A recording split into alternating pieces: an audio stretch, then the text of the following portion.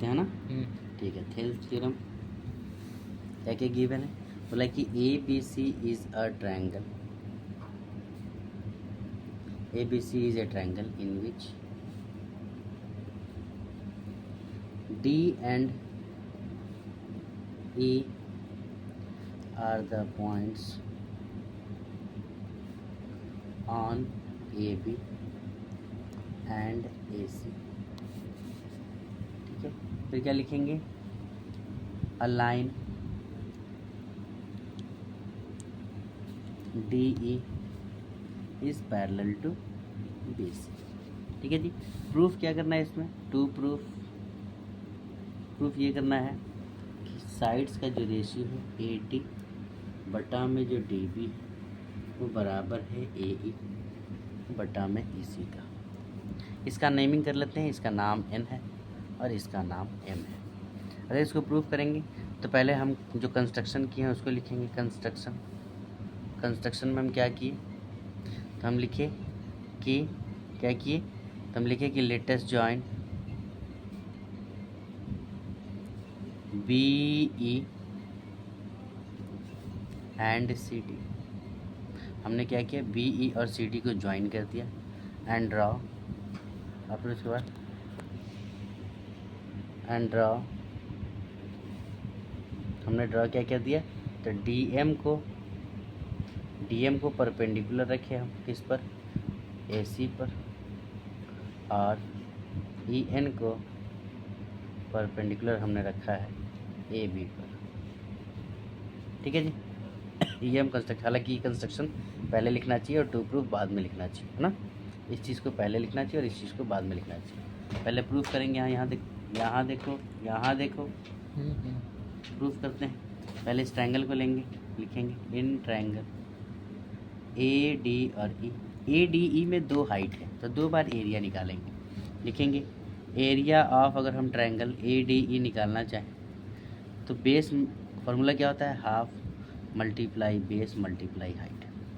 अब बेस मेरा क्या है AD, उस पर हाइट है मेरा EN, तो हमको लिखना पड़ेगा हाफ इंटू बेस मेरा होगा AD और हाइट मेरा क्या होगा EN। सिमिलरली ऐसे ही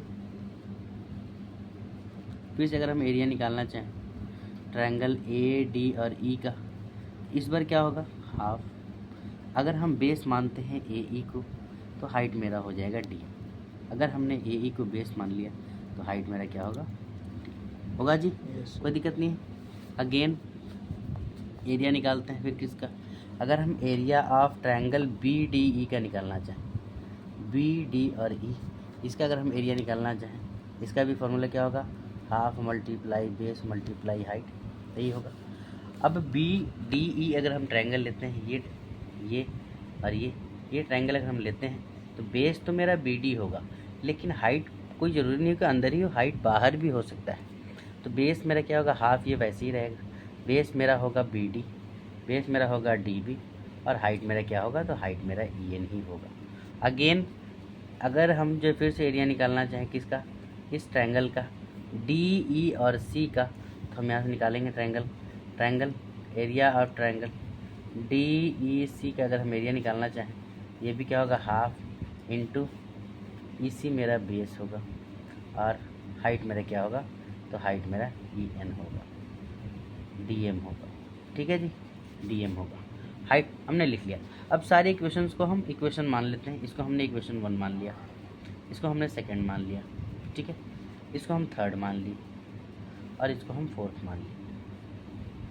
ठीक है, अब उसके बाद क्या होगा, अगर हम रेशियो निकालना चाहें, ठीक है, तो लिखेंगे देयरफॉर, अगर हम लिखना चाहें कि एरिया ऑफ ट्रायंगल जो ADE का रेशियो होगा और एरिया ऑफ ट्रायंगल जो मेरा BDE का रेशियो होगा, अगर इसका हम रेशियो निकालना चाहें तो ADE का फार्मूला लिखे थे half into AD into EN और BDE का रेशियो जो हम निकाले हैं वो है half into DB into EN। इससे हम क्या देखिए कि ये और ये कैंसिल आउट हो गया, ये और ये कैंसिल आउट हो गया। ठीक है, उसी तरीके से सेम एंड अगेन हम क्या देखें, अगर फिर से हम एरिया ऑफ ट्रायंगल ADE का रेशियो निकालना चाहें और एरिया जो है हम DEC का निकालना चाहें तो सेम इस बार हाफ इंटू ए ई इंटू जो है डी एम मेरा होगा, और डी ई सी का एरिया हम निकाले थे वो कितना था, हाफ इंटू ई सी इंटू डी एम आया था।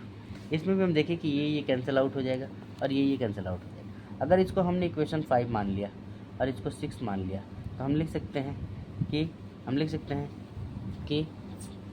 कि from equation 5th and 6th, पाँचों और छठे से हमको क्या निकल गया, तो हम प्रूव कर सकते हैं कि ये चीज़ इसके बराबर होगा, यानी कि ए डी जो है वो डी बी के बराबर होगा, ए ई इसी के बराबर, यानी ए डी और डी बी का जो रेशियो होगा वही ए ई और ई सी का रेशियो होगा, और यही प्रूफ करना था, और यहाँ लिख देंगे प्रूफ। ठीक है।